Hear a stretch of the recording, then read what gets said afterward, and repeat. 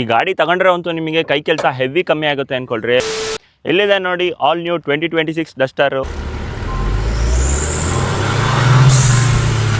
Benz GLL ಏನಿತ್ತು ಅದೇ engine ಇದ್ರಲ್ಲೂ ಇರೋದು.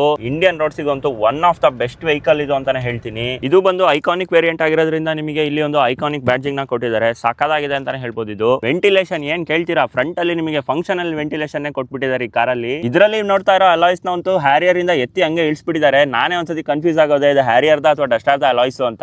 ಈ ರೇಲ್ ರೂಫ್ ನ ನೀವೇನ್ ನೋಡ್ತಾ ಇದ್ದೀರಾ, ಯಾವ ರೇಂಜಿಗೆ ಗಟ್ಟಿಯಾಗಿದೆ ಅಂದ್ರೆ ಒಂದ್ ಮನೆ ಕಟ್ಬಿಡ್ಬೋದು ಇದ್ರ ಮೇಲೆ, ಅಷ್ಟು ಗಟ್ಟಿಯಾಗಿದೆ. ನೀವು ಗೂಗ್ಲಿ ಮೂವಿಲಿ ಏನ್ ನೋಡಿದ್ರೆ ಎಲೆಕ್ಟ್ರಾನಿಕ್ ಟೈಲ್ ಗೇಟ್, ಅದೇ ತರ ಸೇಮ್ ಇದ್ರಲ್ಲೂ ಇದೆ ಗುರು. ಕ್ರೇಜಿ ಆಗಿ ಓಪನ್ ಆಗುತ್ತೆ. ಸೀರಿಯಸ್ಲಿ ಖುಷಿ ಆಗ್ತಾ ಇದೆ. ಇವಾಗ ಬರ್ತಾ ಇರೋ ಎಲ್ಲಾ ಕಾರ್ಗಳಲ್ಲೂ ಆಲ್ಮೋಸ್ಟ್ ಈ ಫೀಚರ್ ನ ಇನ್ಕ್ಲೂಡ್ ಮಾಡ್ತಾ ಇದ್ದಾರೆ. ಇನ್ನ ಇದು ನೀವು ಕ್ಲೋಸ್ ಮಾಡ್ಬೇಕಂದ್ರೆ ಅಷ್ಟೇ, ಜಸ್ಟ್ ಸಿಂಗಲ್ ಟ್ಯಾಪ್ ಹಂಗೆ ಕ್ಲೋಸ್ ಆಗುತ್ತೆ. ಇಲ್ಲೇನ್ ನೋಡ್ತಾ ಇದ್ದೀರಾ, ಈ ಟೈಲ್ ಲೈಟ್ ಡಿಸೈನ್ ಅಂತೂ ಹೆವಿ ಕನ್ಫ್ಯೂಸಿಂಗ್ ಆಗಿದೆ. ಕೆಲವೊಬ್ರಿಗೆ ತುಂಬಾನೇ ಇಷ್ಟ ಆಯ್ತು ಇದು, ಕೆಲವೊಬ್ರಿಗಂತೂ ಚೂರು ಇಷ್ಟ ಆಗ್ತಾ ಇಲ್ಲ. ಗ್ರೌಂಡ್ ಕ್ಲಿಯರೆನ್ಸ್ ಮಾತ್ರ ಕ್ರೇಜಿ ಆಗಿದೆ ಅನ್ಕೊಳ್ರಿ. ಗಾಡಿದು ಸೂಪರ್ ಆಗಿ ಹೋಗ್ಬೋದು ಕಾರಲ್ಲಿ. ಸಸ್ಪೆನ್ಷನ್ಸ್ ಕೂಡ ಹೆವಿ ಸ್ಮೂತ್ ಆಗಿ ಕೊಟ್ಟಿದ್ದಾರೆ ಅಂತಾನೆ ಹೇಳ್ತೀನಿ. ನಿಮಗೆ ಏನು ಫೀಲ್ ಆಗ್ತಾ ಇಲ್ಲ ಒಳಗಡೆ ಗುಂಡಿ ಇಳಿಸ್ತಾ ಇರೋದು ಮಾಡ್ತಾ ಇರೋದು. ಈ ಗಾಡಿ ತಗೊಂಡ್ರೆ ಅಂತೂ ನಿಮಗೆ ಕೈ ಕೆಲಸ ಹೆವಿ ಕಮ್ಮಿ ಆಗುತ್ತೆ ಅನ್ಕೊಳ್ರಿ. ಯಾಕಂದ್ರೆ ಇದರಲ್ಲಿ ಹೈಡ್ರಾಲಿಕ್ ಸ್ಟೆಡ್ಸ್ ಇದೆ. ಇಷ್ಟೆಲ್ಲ ಫೀಚರ್ಸ್ ಇರೋ ಈ ಕಾರಲ್ಲಿ 4x4 ಯಾಕೆ ಕೊಡ್ಲಿಲ್ಲ ಅಂತ ನನಗೆ ಇನ್ನೂ ಅರ್ಥ ಆಗ್ತಿಲ್ಲ. ಮೇ ಬಿ ಅಪ್ಕಮಿಂಗ್ ಡೇಸ್ ಅಲ್ಲಿ ಬರ್ಬೋದೇನೋ ಗೊತ್ತಿಲ್ಲ.